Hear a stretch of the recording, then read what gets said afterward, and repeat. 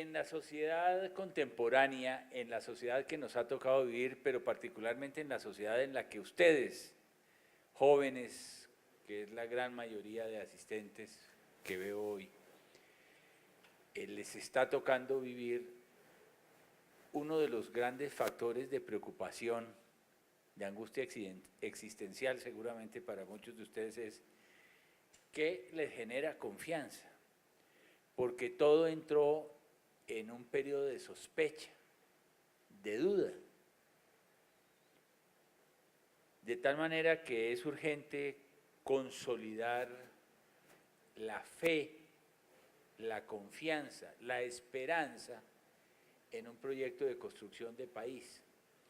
Y claro, en medio de toda la incertidumbre y todas las dificultades que estamos viviendo, ustedes tienen que ser muy escépticos y tienen que ser muy escépticos es de su propio futuro, pero ante todo lo que hay que preguntarse es cuál es el papel que le corresponde a las nuevas generaciones en la construcción de la confianza nacional.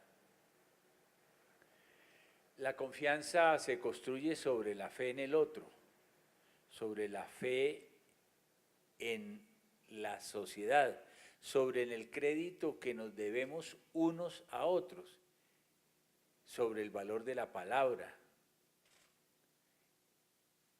Creer en el otro es un elemento de convivencia esencial que hemos terminado perdiendo y que es necesario rescatar. ¿Y cómo rescatarlo? Y aquí quiero advertir tres fetichismos en los cuales nos hemos estado de alguna manera comprometiendo para rescatar la confianza. El primer fetichismo es el fetichismo legislativo. Cada vez que hay un problema, queremos resolverlo con más normas.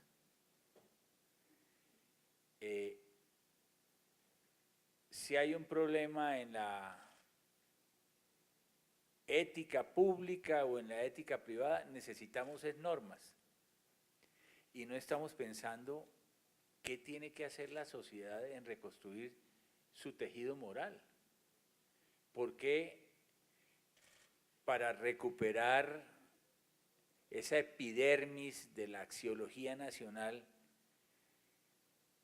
tenemos que fijar más leyes, subir más las penas, privar de la libertad a las personas en estas modalidades de reclusión o en otras, que ahora sí con eso vamos a recuperar, vamos a solventar los problemas morales de la nación. Hay un abordaje común y es que yo creo que es un abordaje perfecto y es la manera de anestesiar los problemas, de no darle solución, es ofrecer reformas normativas.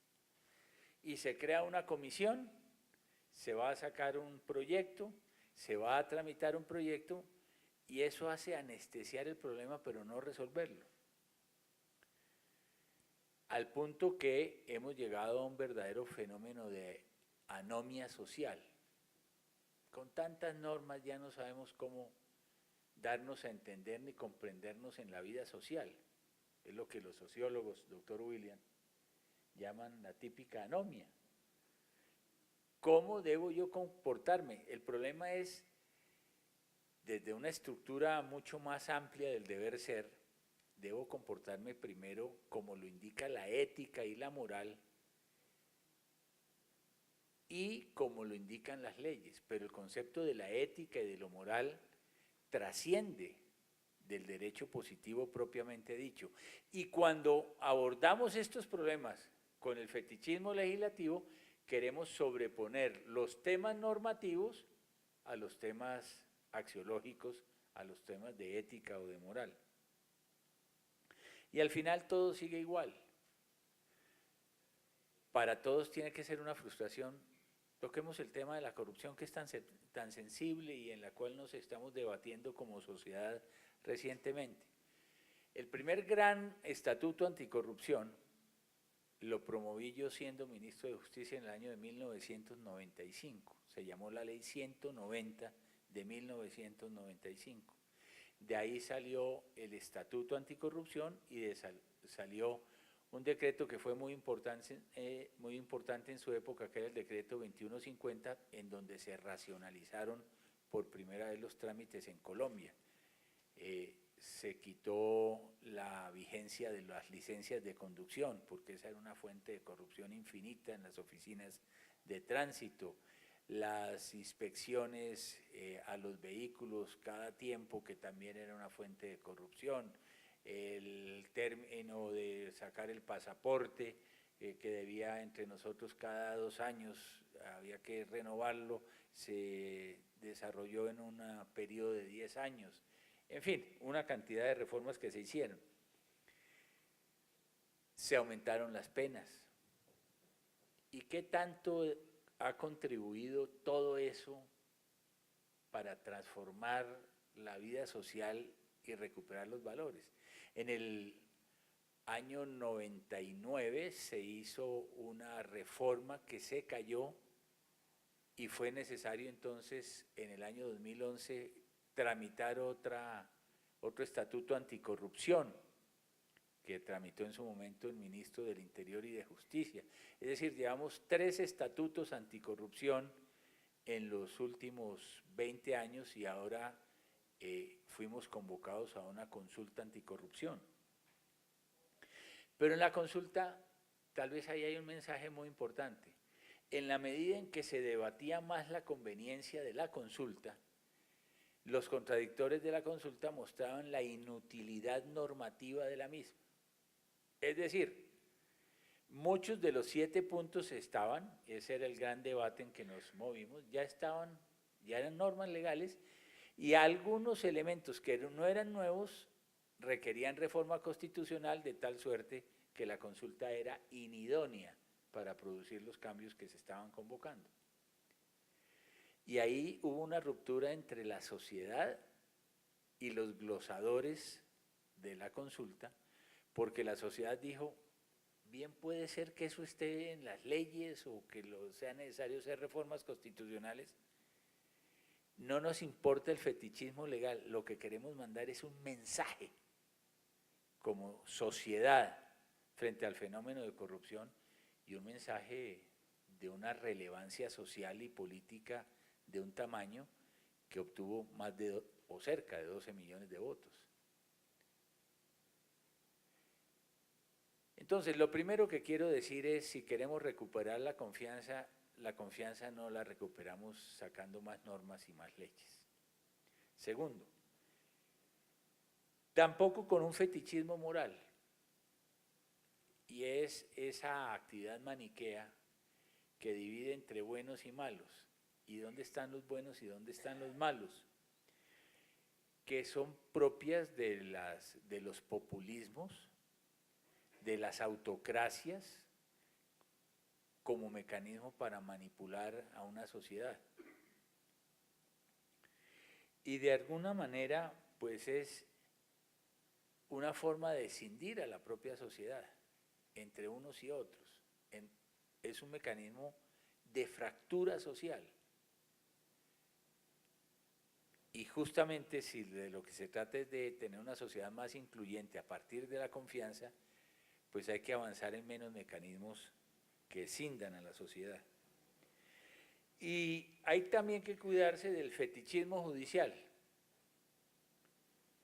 Lo que no arreglamos como sociedad, pues finalmente allá lo terminan arreglando de alguna manera la Fiscalía, los jueces y la Procuraduría. Eso tampoco es cierto. Lo que no hacemos los ciudadanos, lo que no construimos los ciudadanos, lo que los ciudadanos no nos damos como gobernanza mediante la participación democrática, pues no la pueden dar los jueces.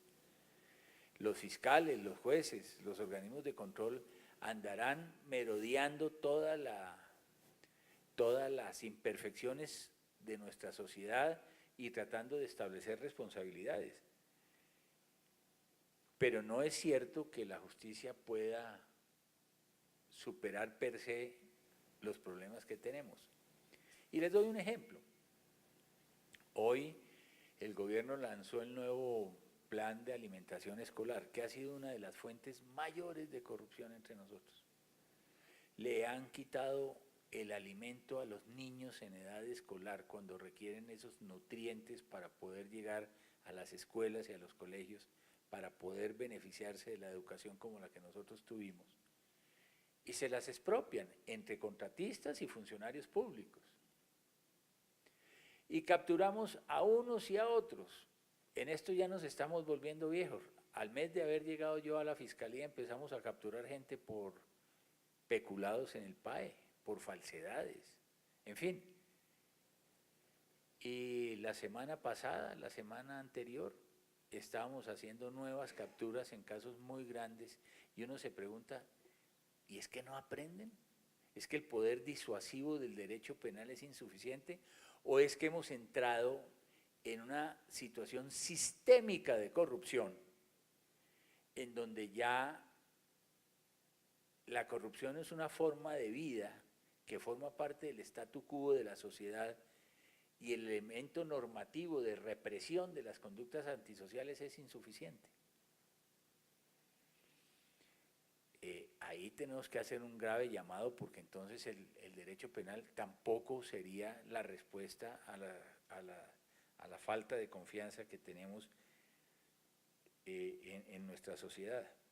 Lo otro es tener en cuenta que el derecho penal es la última ratio en una sociedad. No todo se puede convertir en cárcel, que es, si ustedes se dan cuenta, una expresión recurrente de la actuación de la sociedad frente a los comportamientos atípicos que se presentan en ella. Eso, convirtámoslo en delito. Y todos los días hay iniciativas para convertir esas conductas antisociales en delitos. Y eso hace que la capacidad del Estado para reprimir el delito pues cada vez sea más insuficiente frente a los niveles de criminalización que existen en una sociedad como la nuestra. Muy recientemente se estaba planteando, por ejemplo, si el porte de armas blancas, una navaja, un cuchillo, que es hoy típicamente un tema de policía, también lo vamos a convertir en delito. Y si frente a esa proliferación de penalización de conductas, la capacidad del Estado, en vez de ser más contundente frente a la delincuencia, termina debilitándose y haciéndose más ineficiente. Hay que entender que la acción de la justicia sola no resuelve el problema. Necesita de mucho poder ciudadano que actúe con la justicia y que la actividad judicial visibilice los problemas. Entonces, si nos tenemos que cuidar del fetichismo legal, del fetichismo moralista, del fetichismo de la judicialización, ¿qué es lo que tenemos que hacer? Yo creo que lo que tenemos que hacer es una reinstitucionalización de nuestro Estado, de nuestra sociedad. Tenemos que hacer que las instituciones ganen legitimidad, todas al mismo tiempo, que el ciudadano crea en el Estado y que el Estado crea en el ciudadano, porque esto es en doble vía. Ni el Estado cree en el ciudadano, ni el ciudadano cree en el Estado. Entonces lo que tenemos es que reinstitucionalizar nuestro Estado. ¿De qué manera? Y ahí voy a ser muy rápido para darle curso al debate porque no quiero abusar del diálogo que se va a llevar a cabo. En primero, tenemos que confiar la representación en las corporaciones públicas o tenemos que ir a ese modelo corporativista. Los estados, y tenemos muchos referentes que funcionan, los estados europeos, los estados nórdicos, el estado americano, en fin, tienen unas instituciones de representación en donde hay legitimidad, el ciudadano se siente representado por su consejo, por su asamblea, por su congreso. A nosotros nadie nos representa, ni el Consejo, ni la Asamblea, ni mucho menos el Congreso de la República. Al punto que cuando hay reclamaciones sociales, la sociedad tiene que pronunciarse por la vía de las acciones de facto. En una comunidad americana, si algún constituency quiere reclamar la remodelación de su puesto de salud, concurre a través de sus representantes. El principio de representación entre nosotros está fracturado, le falta legitimidad. Y tenemos es justamente que dotarlo de legitimidad. Por eso esas expresiones por fuera del marco legal lo que tienden es a seguir horadando y afectando la legitimidad de las corporaciones como órganos de representación social. Hace algunos años, en un diálogo social que yo sostenía en la vía panamericana como ministro del Interior con las comunidades indígenas, con el CRIC en el Cauca, me decía un representante de ellos: aquí usted es donde termina dándose cuenta por qué a nosotros nos interesa no llegar al Congreso de la República, sino tomarnos la vía panamericana, porque resolvemos más con 1 kilómetro de vía panamericana que con una curul en el Congreso de la República. Y eso es cierto. Hay sectores débiles, sectores desprotegidos, sectores marginales de la sociedad colombiana que tampoco se sienten representados en estas corporaciones. Entonces, la arquitectura institucional lo que tiene que, si queremos recuperar la confianza, es relegitimar el principio de representación, que es el que está fracturado entre nosotros. Y eso implica que las corporaciones públicas renueven su papel. En primer término, Colombia tiene que dejar de ser un país mojigato, ¿sí? Si se quiere, pusilánime. En Colombia no se pueden decir las verdades de acuerdo con las propias convicciones, porque eso ya es un choque de trenes o ese es un conflicto entre el fulano y el sutano. No, si es que la dialéctica se construye a través de la tesis y la antítesis. Y el Congreso o las corporaciones públicas, las asambleas y los consejos, tienen que ser fuentes de construcción de consensos a través o a partir de concepciones diferentes de la sociedad y del Estado. Pero ese es el papel que nosotros no queremos aceptar, que nos parece que lo despreciamos de alguna manera. Y en eso, que los debates políticos, que los debates públicos sigan siendo de la esencia de la representación política en las corporaciones públicas, tiene que ser fundamental. Y que se digan todas las verdades. Pero eso nos causa conmoción entre nosotros. No. Es que solo así se pueden construir los consensos. Que sea ese foro la esencia del control en una democracia. Todo ejercicio de control político es deseable, salvo cuando los sistemas políticos se vuelven eunucos, porque no hay control por parte de las corporaciones públicas, ni el Consejo controla al alcalde, ni la Asamblea de Diputados controla al gobernador, ni el Congreso controla al gobierno nacional. Entonces, bienvenidos los debates de control político. En el Parlamento inglés, que es el modelo de los parlamentos en el mundo, el debate es una vez a la semana con todo el gobierno, con todo el gabinete y el primer ministro sentado, dando cuenta y razón de la acción de gobierno frente a la oposición y a través de ellos frente a la sociedad. Y esas son democracias mucho más perfectas que la nuestra. No le tienen temor al debate político, porque hace más transparente la acción del gobernante. Y se piden cuentas y resultados, a eso hay que llegar. Y para que no haya mermelada, que es lo que coopta finalmente el sistema político, no se necesita ninguna ley. Se necesita es que el presupuesto de la nación no tenga un peso de inversiones de libre disposición del gobierno. Y que claro, que si queremos que haya representación, que quienes van al Congreso, pues velen por el interés de sus departamentos y de sus municipios de una manera transparente, pero que no sean ellos los que gobiernen esas partidas, porque eso es lo que da lugar a lo que nosotros hemos llamado desde la Fiscalía la mermelada tóxica, que es lo que se apropian los intermediarios de esos recursos públicos. Segundo, hay que confiar en gobiernos que formulen políticas públicas, que gerencien lo público con un sentido más incluyente de la sociedad en su conjunto y que rindan cuentas, respetando la autonomía de las ramas del poder público. Y si estamos avanzando en ese experimento, bienvenido.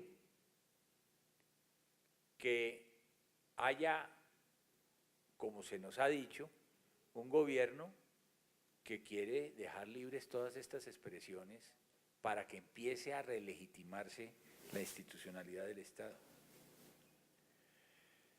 Hay que confiar en la justicia. Cada vez que hay un gran caso, empieza el escepticismo, pero ¿sí será? ¿O eso será otro falso positivo? ¿Y esos les están dando beneficios? ¿Es para qué objeto? ¿Qué ánimo dañino hay, perverso, para que esta investigación tome cauce en vez de las otras? No, es la justicia funcionando. Hay que dejar que la justicia funcione, una justicia, por supuesto, neutral, una justicia ajena a la corrupción. Ese es uno de los grandes problemas de la justicia entre nosotros, que felizmente la Fiscalía ha puesto en la discusión pública a partir de las investigaciones que ha hecho, en donde, empezando por nuestra propia casa, tenemos 103 fiscales y funcionarios de policía judicial capturados por corrupción en los 2 años que llevo al frente de la Fiscalía. Ese es un mal que hay que combatirlo con toda la intensidad. Pero eso se extiende a otras áreas.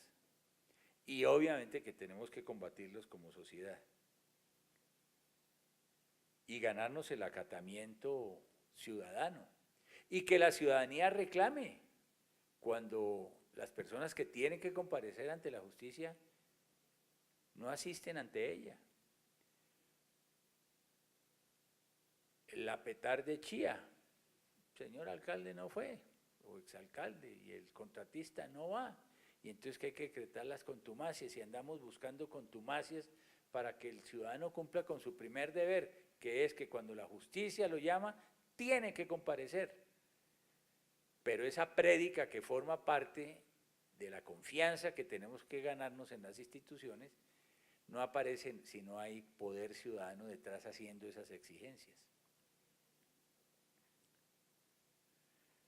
Hay que confiar en el vecino y en la sociedad, pero la desconfianza es absoluta. Una sociedad que construya y respete y promueva valores colectivos. Y es allí donde ustedes, queridos muchachos, tienen una labor que cumplir inmensa. Ese es el papel más importante que las nuevas generaciones tienen que, desde el punto de vista cultural, cumplir dentro de la sociedad.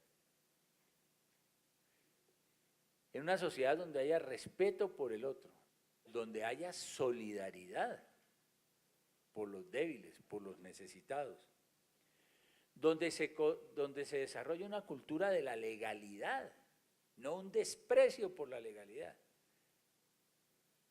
Yo me preguntaba el otro día, no sé si ustedes vieron hace como 15 días, un viernes, eso salió en todos los noticieros de televisión, un fiscal que acababa de imputar al alcalde del municipio del Rosal, aquí en Cundinamarca, y el juez le había decretado medida de aseguramiento por un caso de corrupción. Esos casos no son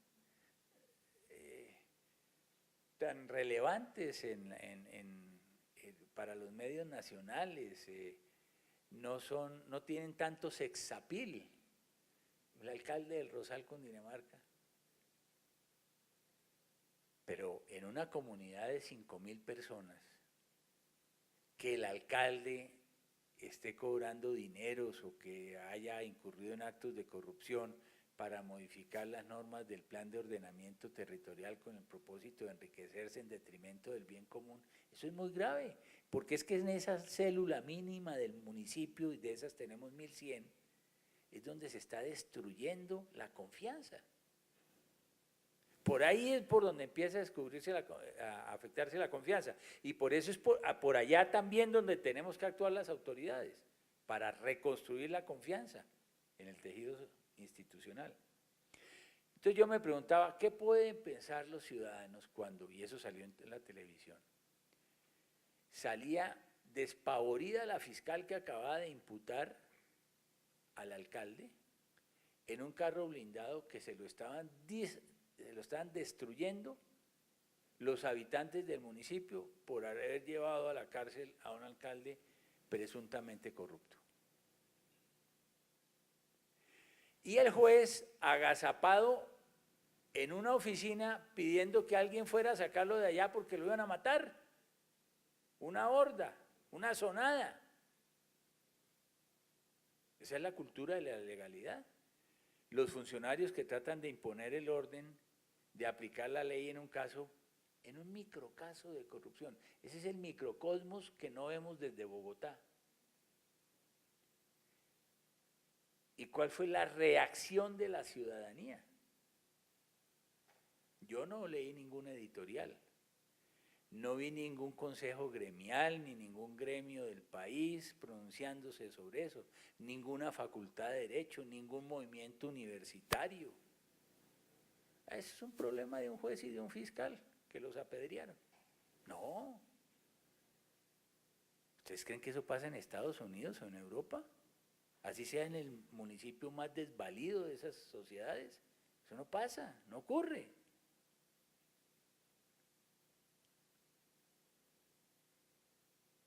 Entonces necesitamos crear una cultura de la legalidad asociada a una cultura de sanción social. El poder ciudadano, lo que ustedes representan, la sociedad civil, los jóvenes, tienen que pronunciarse y tienen que estar presentes frente a todos los fenómenos de disrupción social.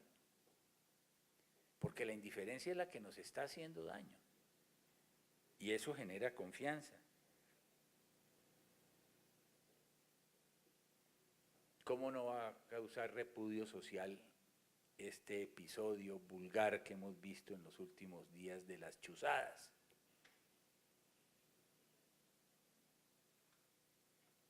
Grotesco,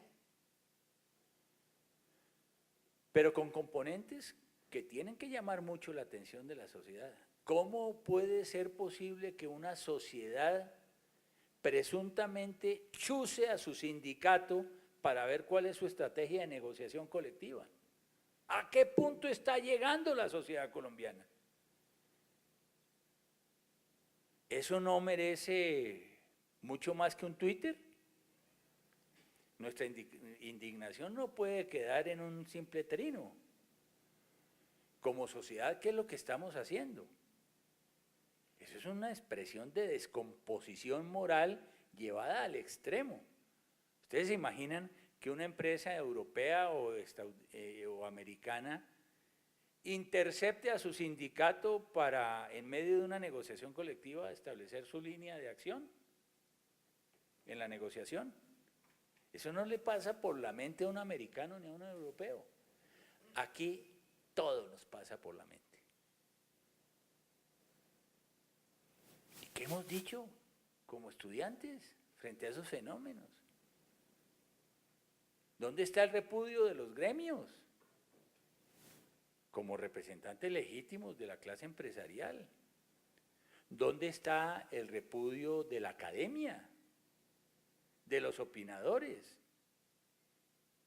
Es allí donde necesitamos un poder ciudadano mucho más activo, como el que se manifestó el domingo, el día de la consulta anticorrupción.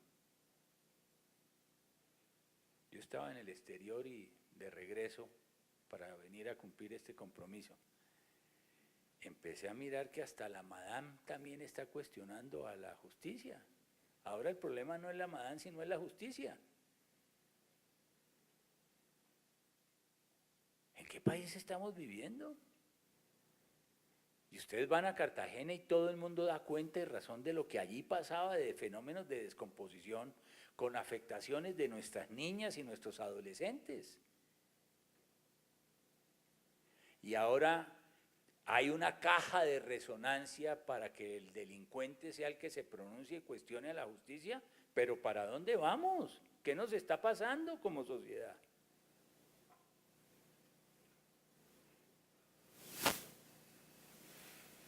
Y claro, en ese proceso de confianza tenemos que aceptar todas nuestras culpas. El sector público, por supuesto, y quienes regentamos actividades en el sector público, tenemos que aceptar nuestras culpas, pero también el sector privado. El sector privado no solamente puede tener índice acusador, siempre mostrando para el otro lado. Hoy capturamos 9 personas. Claro, corrupción en la DIAN. Pero ¿quiénes les pagaban para que borraran su pasado judicial de la DIAN o prescribieran los pagos, el deber de pagar los tributos? ¿Quiénes les pagaban a esa asociación delictiva que fue objeto de captura hoy por parte de la Fiscalía General de la Nación? Empresas privadas.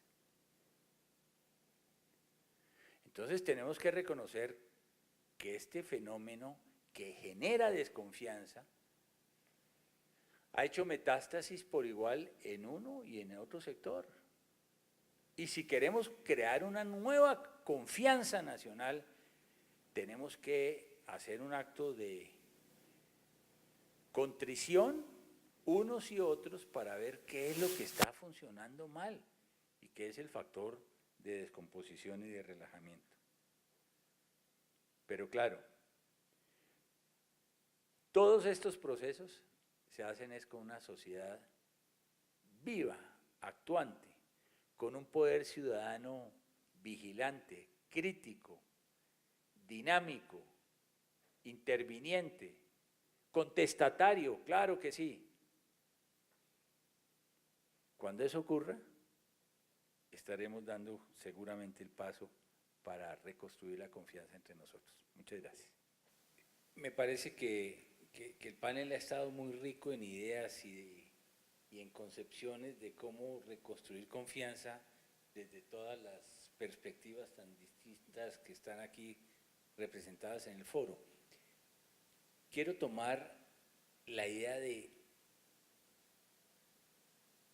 desarrollar más liderazgos que promuevan confianza. Eso es muy importante. Y eso implica que esos liderazgos se tienen que construir en todos los terrenos de la vida social, de la vida de relación. El liderazgo en la familia, el liderazgo en la universidad, el liderazgo en la actividad comercial, en el gremio, en la empresa, etcétera, en la entidad judicial. Liderazgos que hagan que la sociedad se mueva dentro de una cultura de valores que realmente existe en la sociedad, pero que están pasivamente existiendo al interior de ella. Y al efecto traigo un ejemplo, o traigo 2 ejemplos para que podamos comparar actitudes. En octubre del año 2016, en la Fiscalía encontramos un nivel de descomposición enorme en el departamento de La Guajira y eso terminó en la captura del gobernador de la época, en la captura del alcalde de la época, de una cantidad de concejales, etcétera, etcétera. El gobierno de ese departamento quedó muy afectado. ¿Qué debió surgir de allí? Debió surgir un liderazgo desde la academia, desde los gremios, desde las universidades, en fin, desde lo institucional, para llamar la atención en la sociedad guajira de la importancia de darse un gobierno adecuado a las necesidades de ese departamento. Es que, perdónenme, el plan de aguas de La Guajira que se contrató con los organismos multilaterales de crédito han sido millones de dólares y los niños se siguen muriendo por falta de agua porque los acueductos no se hicieron, pero la plata sí se ejecutó. Esa es la verdad. Y los problemas del pueblo guayú,